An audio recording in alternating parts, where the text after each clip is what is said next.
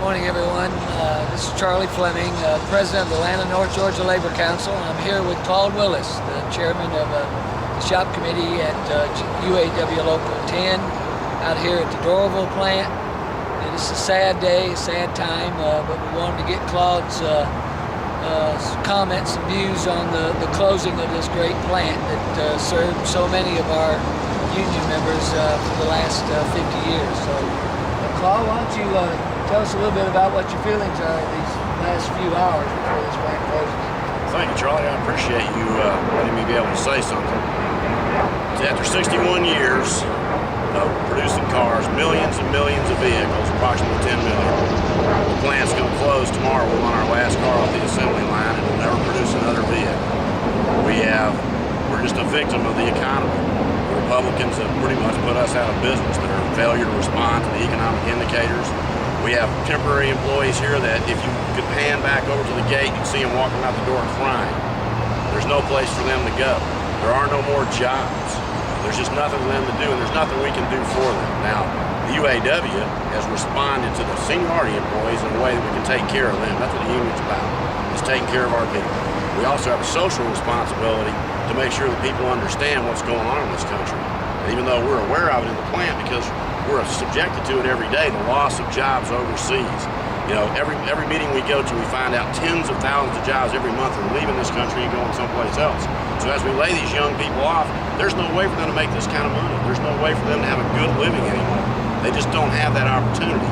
And that itself is sad. You know, around the country, automobile plants, not just here at Doraville, but in other GM facilities are closing. Oklahoma City, Baltimore, Linden, you know, Janesville is looking like they may have to close. Shifts are being laid off everywhere, and it's in response to the government's failure to respond to the signals and signs of the times. They just will not respond.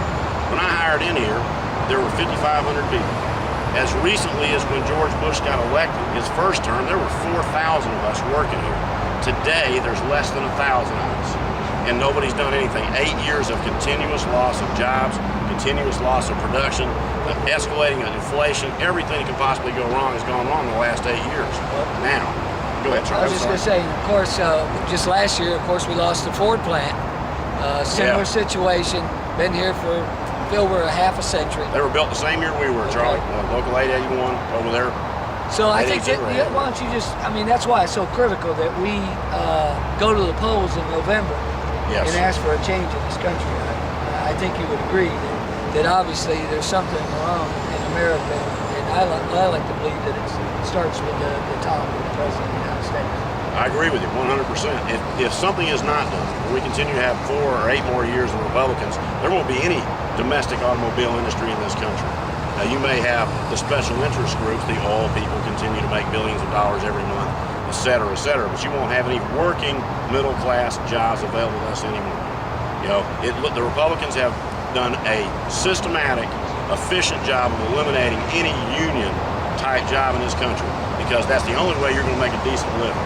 Now, it's okay to work for Walmart for minimum wage with no benefits, but it's not okay to work for a union company where you have good benefits and good wages, and you have a chance for a good living for your children and everything else. But that they're trying to do away with that. It'll go back to the way it was before, the very, very rich and the very, very poor with no middle class, and it seems to be a very concerted effort. Now, sadly, this breaks my heart. There are people that I work with that think they are Republicans, and they have no idea that Republicans are out to do away with everything that they have. That they are not in that social strata to be able to consider themselves Republicans, and yet they're single issue people. They can't see the bigger picture of what's going on around them because they're focused on one single issue. And today, that is too dangerous a thing to happen again. If a Democrat is not elected, well, I may lose my pension. Now, I'm excited about my chance to retire. The union, I have an excellent retirement because of my union.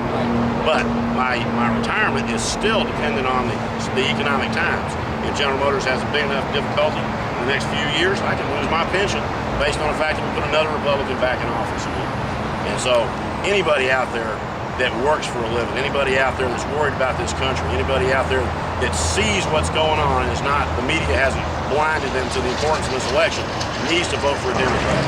You need to go out there and vote for Obama. He's the only person that can lead this country into the new millennium. Now, we've lost 8 years in the new millennium. 8 years we've gone backwards. we have a chance now to go forward and make some serious progress in every social attitude of our country. An opportunity like this is wasted. It'll set us back decades. Walt, I want to thank you.